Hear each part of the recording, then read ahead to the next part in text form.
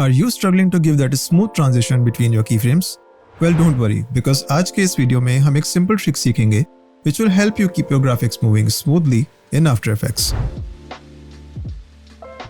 Hey everyone, welcome back to Vincent Alert, your ultimate guide to animation, VFX and cinematic art. तो सबसे पहले मैं आप सब लोगों को शुक्रिया कहना चाहूँगा for all your love and support that you showed on my last video, and only because of that my channel has crossed 130 plus subscribers.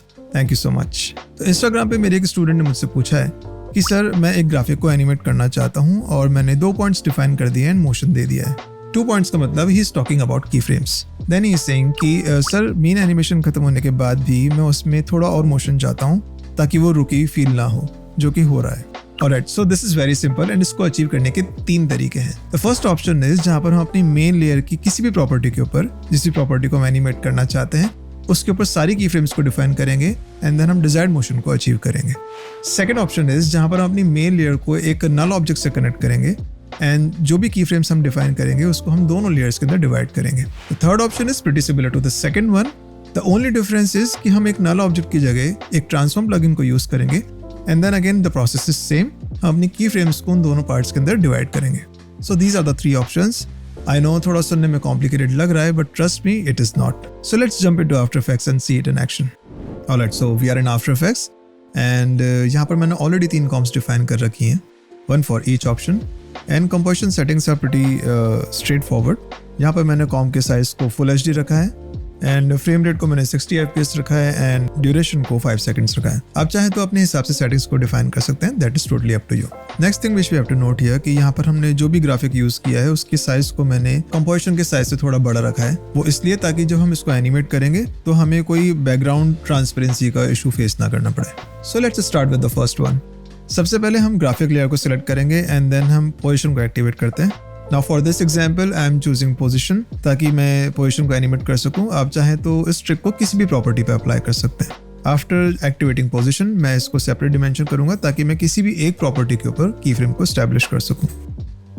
So before establishing the key frames हमें पहले ये समझना होगा कि हमें किस तरह का मोशन अचीव करना है। सो व्हाट वी वांट कि इनिशियली ये ग्राफिक लेफ्ट में रहे out of the canvas, next key frame के अंदर ये ग्राफिक राइट अलाइंड हो, थर्ड की फ्रेम के ऊपर ये लेफ्ट अलाइंड हो and then fourth key frame पे ये all the way to the right out of the canvas.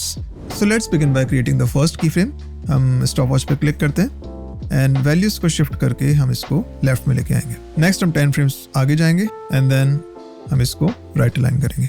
For the third key frame हम इसको लेफ्ट अलाइन करेंगे and then for the fourth key frame हम इसको बाहर लेके आएंगे। नाउ जब आप इसको प्रीव्यू करेंगे ऑब्वियसली आपको ये मोशन काफी फास्ट दिखाई देगा। Now according to the question हमें इनिशियल एनिमेशन के बाद एक कांस्टेंट मोशन क्रिएट करना है। So to achieve that what we have to do is हम यहाँ पर लास्ट की 2 की फ्रेम सेलेक्ट करके 3 सेकंड्स पे जाएंगे। आप चाहें तो 5 सेकंड भी सेलेक्ट कर सकते हैं एंड इन की फ्रेम्स को ड्रैग करके मैं 3 सेकंड पे लेके आऊंगा एंड देन लास्ट वाले की फ्रेम पे स्नैप करके इसके वर्क एरिया को डिफाइन करेंगे and let's preview it. So as you can see हमने ये मोशन अचीव कर लिया। It is pretty straightforward, right? Now for the second option हमें exactly same चीज अचीव करनी है, but the thing is कि हम इस बार null object का यूज करेंगे। Now to create the null object you can just press right click here and create the null object from here, या फिर आप layer menu में जाके new पे क्लिक करके null object को create कर सकते हैं और या फिर आप shortcut press करके null object को create कर सकते हैं। So there are multiple ORs। Multiple ORs का मतलब इन आफ्टर इफेक्ट्स किसी भी एक चीज को अचीव करने के लिए we have multiple options. So let's delete the first 2। Now अब हम इस पिक विप को यूज करके अपनी मेन ग्राफिक लेयर को नल ऑब्जेक्ट से कनेक्ट करते हैं। Then again process is same. हम पोजीशन को एक्टिवेट करते हैं, separate dimensions, hide the Y position और इनिशियल 2 की फ्रेम्स हम मेन लेयर के ऊपर डिफाइन करेंगे। So click on the stop watch. मैं वैल्यूज को लेफ्ट की तरफ ड्रैग करता हूँ, देन 10 फ्रेम्स फॉरवर्ड। यहाँ पर आके मैं इसको राइट अलाइन करता हूँ। Okay, so here is the main difference. जिस तरह से हमने फर्स्ट ऑप्शन के अंदर हमने सारी की फ्रेम्स को एक ही लेयर पे डिफाइन किया था, एक ही प्रॉपर्टी पे डिफाइन किया था, यहाँ पर हम अपनी की फ्रेम्स को डिस्ट्रीब्यूट करेंगे। लाइक इनिशियल जो की फ्रेम्स है हमने मेन ग्राफिक लेयर पे डिफाइन करी है एंड नल ऑब्जेक्ट के ऊपर अगेन हम पोजिशन को एक्टिवेट करेंगे, separate the dimensions, hide Y position और उसके बाद यहाँ पर एक की फ्रेम एस्टैब्लिश करेंगे। नेक्स्ट हम 10 फ्रेम्स फॉरवर्ड जाते हैं। उसके बाद हम एक और की फ्रेम एस्टैब्लिश करेंगे ऑन null object and इसको मैं ड्रैग करूंगा up till here. Now for the last keyframes जो इसकी outgoing keyframes हैं उसको हम डिफाइन करेंगे हमारी मेन ग्राफिक लेयर के ऊपर। फर्स्ट की फ्रेम यहाँ एस्टैब्लिश करते हैं 10 फ्रेम्स फॉरवर्ड, एंड यहाँ पर आके मैं इसको all the way to the right out of the canvas. Okay, and again हम इसको जब प्रीव्यू करेंगे ऑब्वियसली हमें फास्ट दिखने वाली है, so we have to do the same thing. हम लास्ट की फ्रेम्स को सिलेक्ट करके 3 सेकंड या 5 सेकंड के ऊपर डिफाइन करेंगे। It's totally up to you. तो यहाँ पर आके मैं 3 सेकंड्स सेट कर रहा हूँ एंड इसको स्नैप करते हैं। यहाँ पर आके मैं अपने वर्क एरिया को डिफाइन करता हूँ, एंड जब हम इसको प्रीव्यू करेंगे you will get the exact same motion जो कि हमें फर्स्ट ऑप्शन से डिफाइन हुआ था। So this is the second option. Now for this third option, as I told you before कि हम नल ऑब्जेक्ट को यूज ना करके हम इसके ऊपर एक ट्रांसफॉर्म प्लगइन यूज करेंगे। सो select this graphic layer, right click on it, go to effect, go to distort and apply the transform plugin. Again हम इसके ऊपर पोजीशन को एनिमेट करने वाले हैं, तो हम पोजीशन को एक्टिवेट कर लेते हैं। Separate the dimensions, hide the position Y, and साथ में अगर मेरे को ट्रांसफॉर्म प्लगइन्स को देखना है या फिर किसी भी इफेक्ट को मेरे को यहाँ पर देखना है तो मैं शिफ्ट के साथ E प्रेस करूंगा, तो यहाँ पर आपको ट्रांसफॉर्म प्लगइन भी शो हो जाएगा। So let's establish the first 2 keyframes. तो click on this position X, 10 frames forward, इसको मैं यहाँ पर आके राइट स्नैप कर लेता हूँ। Now go to transform and position पे हम फर्स्ट की फ्रेम को एस्टैब्लिश करेंगे।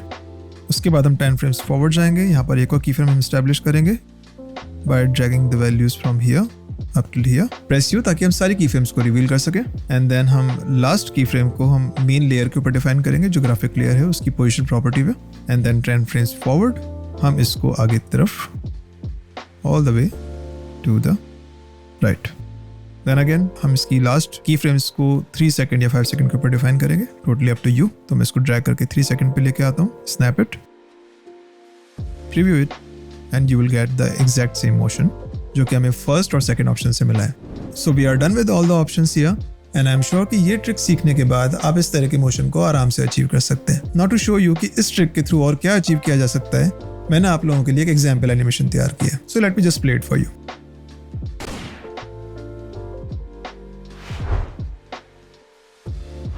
Now as you can see, यहाँ पर जो मैंने गन का एनिमेशन दिया है और यहाँ पर मैंने जो बुलेट का एनिमेशन दिया है वो मैंने एक्जैक्टली सेम ट्रिक के थ्रू अप्लाई किया है जो हमने अभी लास्ट 3 एनिमेशंस के अंदर सीखी है। Now to give you more clarity on this thing, मैं आपको इसकी की फ्रेम्स शो करता हूँ। So we are in bullet animation comp, so let me just play it for you once.